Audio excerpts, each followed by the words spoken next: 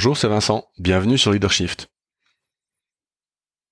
À l'occasion d'une discussion avec des collègues, j'ai été amené à me poser la question du langage des leaders. Je vous avais annoncé ça la semaine dernière. Comment est-ce qu'un leader parle ? Quelles sont les caractéristiques de la communication d'un leader ? À quoi il faut faire attention ?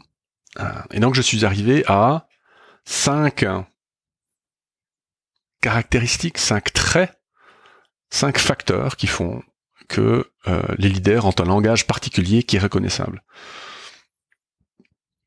Langage simple, langage puissant, langage émotionnel, langage personnel, langage visionnaire. Donc 5 caractéristiques. Simplicité, puissance, émotion, expérience personnelle, vision. Alors, on les prend un par un. Langage simple. Bon, je crois que c'est évident, le langage simple permet à plus de gens d'être compris. C'est pour ça que les experts souvent ont de la peine à être compris, puisqu'ils parlent une langue, un vocabulaire qui est difficile à comprendre. Donc plus votre message utilisera des mots simples, plus vous avez de chances d'être compris, donc plus vous avez de chances de modifier durablement le comportement des gens. Et donc comme c'est le rôle d'un leader, ça tombe bien. Le langage simple rentre plus facilement, on arrive à lier notre action à un langage simple. Dans le langage simple en particulier, il y a l'absence de négation. D'accord ? Donc, ne dites pas, négation, ne dites pas, dites plutôt, dites autre chose. Donc, dites pas à votre enfant, mange pas comme un cochon, simplement parce qu'en termes d'action derrière, qu'est-ce que ça veut dire ? Je sais pas. Je sais ce que je dois pas faire, mais je sais pas ce que je dois faire. Dites plutôt à votre enfant, tiens ta cuillère avec la main droite. Et là, l'action est beaucoup plus simple. Donc, langage simple et direct quelque part, l'absence de négation. Simple et direct. Deuxième élément, langage puissant. Alors, langage puissant parce que simple. Et c'est là aussi que les métaphores sont extrêmement puissantes, puisqu'elles font appel, l'image fait appel à quelque chose de plus profond, ou qui peut être plus profond qu'un simple mot, puisque je peux lui donner du sens par rapport à un vécu personnel. C'est là où alors les mots aussi, mais je sais pas pourquoi. D'ailleurs, si quelqu'un a la réponse, ça m'intéresserait de la connaître. Une métaphore est puissante. C'est un pont entre le langage logique, la métaphore, et le langage émotionnel. Donc, quand vous parlez, quand on parle de crise, par exemple, quand Emmanuel Macron parle de guerre dans son discours, il l'a évidemment fait. Enfin, la personne qui a écrit le discours l'a fait exprès. En France, la guerre, c'est pas quelque chose de drôle. La dernière, d'ailleurs, ils les ont perdus, que ça soit la Corée ou la Deuxième Guerre mondiale. Donc, ça fait appel à certaines choses. Pour nous, en Suisse, quand on utilise le mot guerre, alors ça évoque certains souvenirs pas très glorieux, et glorieux en même temps pendant la Deuxième Guerre mondiale, mais pas grand-chose d'autre. Donc vous voyez comme le même mot, la même métaphore peut évoquer des choses très différentes chez les gens. Donc si vous utilisez un langage puissant, un langage imagé, un langage métaphorique, vous allez entrer en communication, en relation avec les gens beaucoup plus facilement.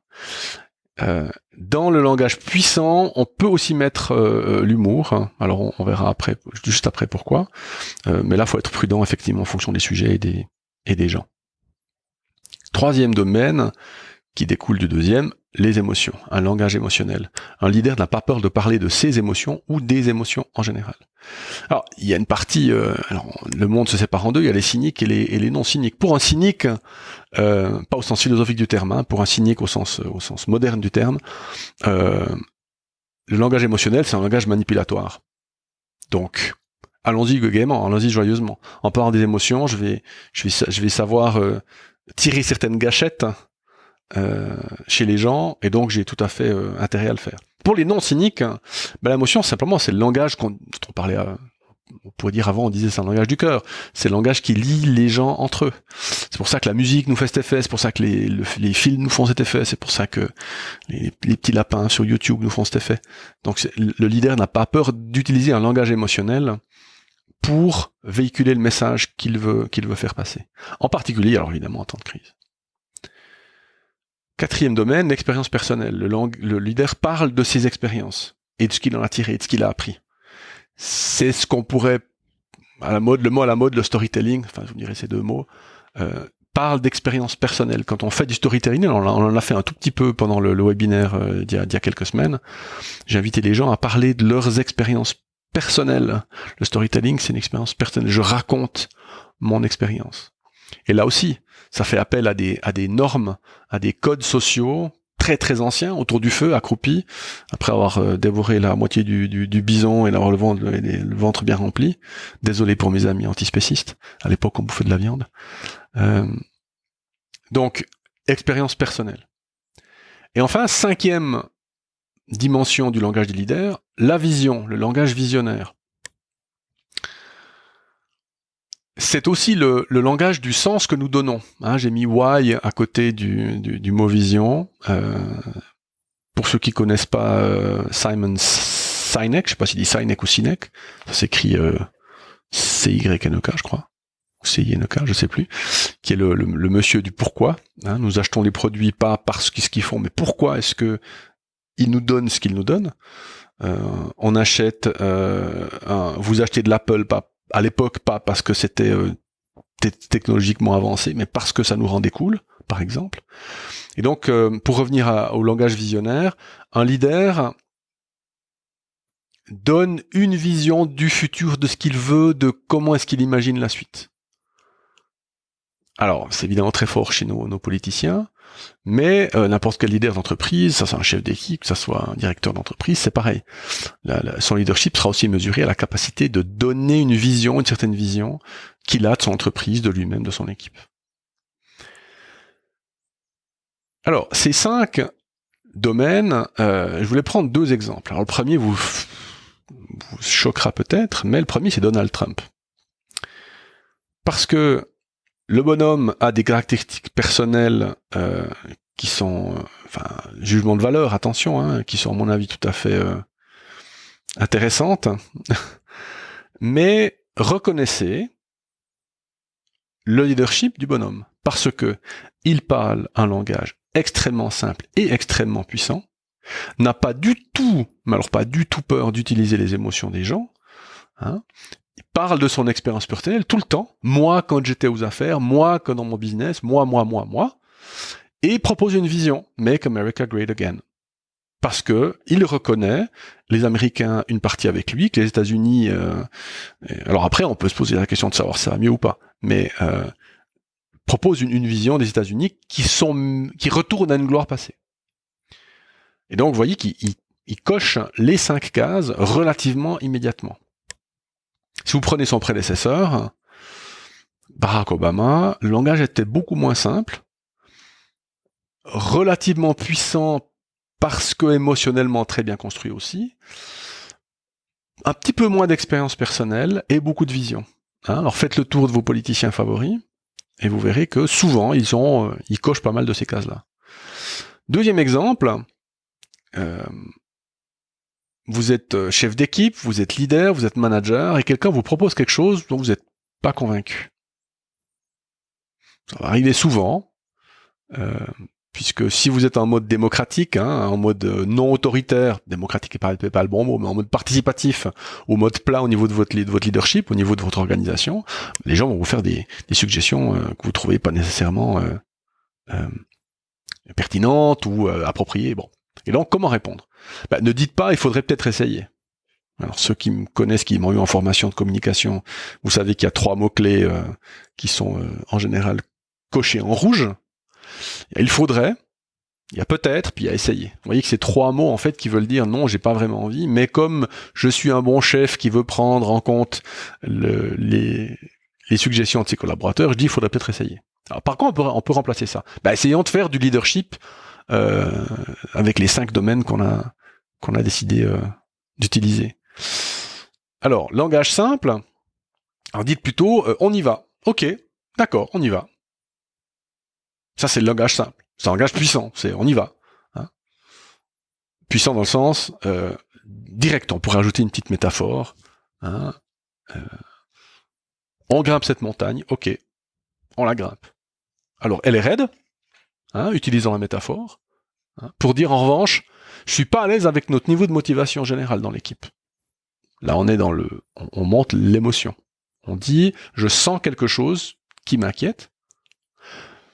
En revanche, je crois qu'on peut y arriver, vision, si nous décidons de, etc., etc. Alors vous me direz qu'il y a trois des 5 éléments, c'est déjà pas mal. Il y a la simplicité, il y a le niveau émotionnel et il y a le niveau de vision. Je crois qu'on peut y arriver. Vous voyez que c'est pas hyper compliqué. Par contre, il faut y penser. Alors évidemment, au début, comme tout changement, ça se fait un petit peu dans la douleur. Mais mettez-vous ces 5 éléments quelque part près de votre bureau, sur votre téléphone portable, n'importe où, puissiez vous en souvenir. Alors évidemment, en temps de crise, on retourne à l'épisode précédent, vous voyez comme ils sont vraiment liés.